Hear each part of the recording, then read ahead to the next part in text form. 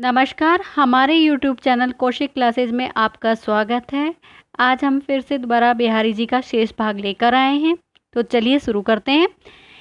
कहत नटत खीजत खीजत, मिलत खिलत लजियात, भरे बोहन में करतू है, नैनुस हीसु बात। तो यह नैनु का मतलब नेत्रों से कहा है, मोहन का मतलब भवन से कहा है, भरे मतलब पूरी तरह से भरा होना।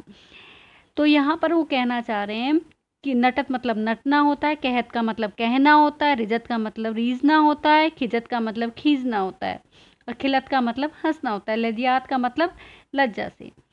तो यहाँ पर नायक नायिका बैठे हुए हैं, पूरे भर जो भवन है वो पूरी तरह से भरा हुआ है और उसमें वो दोनों अपने नेत्रों से बातें करते हुए बात कर रहे हैं, जिसमें कि वो नायक उनसे कह रहे हैं, एक प्रस्ताव रखते हैं तो नायिका मना करती है, नटती है, मतलब कहते हैं तो वो मना कर देती हैं और नायिका के मना करने पर क्या कर रहे हैं, नायक रीझ जाते हैं, खुश होते हैं और तो इस पर जो नायिका है वो खींच जाती है, मतलब गुस्सा करती है। फिर वो मिलने की कहते हैं तो वो खिलखिलाकर पढ़ने मुस्कुरा जाती है और फिर शर्मा जाती है। तो यहाँ पर वो नायक और नायिकाओं को नेत्रों से बातें कर रहे हैं, दोनों एक दूसरे से इशारों से बातें करते हुए दिखाई दे रहे हैं। तो इसमें कवि ने उनका उल्लेख किया है कि कागज पर लिखत न बनत, कहत संदेशु लजात, कहिए सबू तेरो हियो, तेरे हिये की बात। तो यहाँ पर कहिए का मतलब कह देना से है, हिये का मतलब हृदय से है। तो यहाँ पर जब नायिका कागज़ पे लिखने की मतलब कहते हैं कि एक पत्र लिखकर अपने बातों को रखना चाह रहे हैं, तो वो इस संदेश को लिखने में शर्मा जाती हैं। वो कहती है कि मेरे से कागज़ पर लिखा नहीं जा रहा है। कहिबे सबू तेरो हृदय, कि जो तुम्हारे हृदय में है वही मेरे हृदय की बात है, तो तुम वैसे ही समझ जाओगे, क्योंकि लिखने में मुझे लज्जा आ रही है। कहत सबे बेदी दिए, आको 10 गुणा हो तू, तिये लिलार बेदी दिए, अनगिनत बढ़त उदोत। यहाँ पर उदूत का मतलब है प्रकाश है, अंक का मतलब अंक से है, बेदी का मतलब बिंदी से और शून्य अंक से है। तो यहाँ पर एक दूसरे से सखी आपस में बात करते हुए कह रही हैं कि सब लोग कहते हैं कि जब एक अंक के आगे कि बिंदी लगा दी जाती है, शून्य लगा दिया जाता है, तो उसका मूल्य अधिक हो जाता है, अर्थात उसका मूल्य या 10 गुना बढ़ जाता है। आंकू 10 गुना हो मतलब कि 10 गुना बढ़ जाता है उसका अंक। जैसे कि आप 10 है, 10 के आगे आप 2 बिंदी और लगा देंगे तो आप क्या हो जाएगा, 1000 बन जाएगा।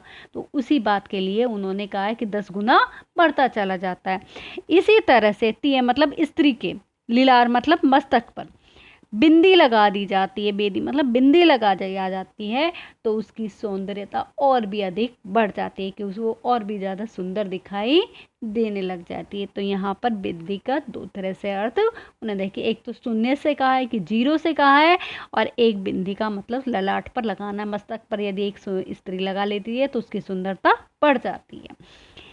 ढीटी ने परतु समान दूती, कनक कनक से गात, भूषण कर करकस लगत, परसी पिछाने जात पर। तो यहाँ पर कहा गया है, डीटी का मतलब दृष्टि से कहा गया, नेत्र से कहा गया, कर्कश का मतलब कठोर से कहा गया, और कनक कनक का मतलब सोने से कहा गया, और कर का मतलब हाथ से कहा गया, और भूषण का मतलब आभूषण से कहा गया। तो यहाँ पे कवि वर्णन कह रहे हैं कि राधिका या नायिका के लिए कहा गया है कि वो शरीर पर उसका सुंदर गोरा रंग का है और उस पर उसने सोने के आभूषण धारण कर रखे हैं। यहाँ घात का मतलब शरीर के ऊपर उन्होंने सोने के आभूषणों को धारण कर रखा है। और भूषण कर्कश लगत, और वो आभूषण इतने कठोर हैं कि उसी के रंग में हो रहे हैं, कि उनका सुंदर रंग है और उस पर आभूषण की भी पहचान नहीं हो रही, कि वो उसी के समान दिखाई दे रहे हैं। कि जब उनको कर्कश मतलब कठोर, कि जब उन पर हाथ से छुआ जाता है, उसे हाथ से देखा जाता है, स्पर्श किया जाता है, तब पता लगता है कि आभूषण कैसे हैं, कठोर हैं, और शरीर कैसा है, कोमल है। तब उससे पता लग जाता है कि यहाँ पर आभूषण पहन रखे हैं, नहीं तो उनका शरीर इतना सुंदर दिखाई दे रहा है। अंग अंग नग जगमग दीप शिखा भी दे, दिया बढ़ाए हू रहे बड़ो उजारोगे। तो यहाँ पर वो कहना चाह रहे हैं कि अंग अंग मतलब शरीर के ऊपर, नग का मतलब नगिनी के, और आभूषणों के लिए, जगमग मतलब जगमगाहट हो रही है, बढ़ाए मतलब बुझाने के लिए, और दिया मतलब दीपक के लिए, और देह मतलब शरीर के लिए, कि जो नायिका है राधिका है उन्होंने शरीर पर इतने सुंदर आभूषणों को धारण कर रखा है, नगन से जड़ित पूरे आभूषण पहन रखे हैं, और वो इतने सुंदर दिखाई दे रही हैं, इतना उनका शरीर एक दीप शिखा के समान चमकता हुआ दिखाई दे रहा है।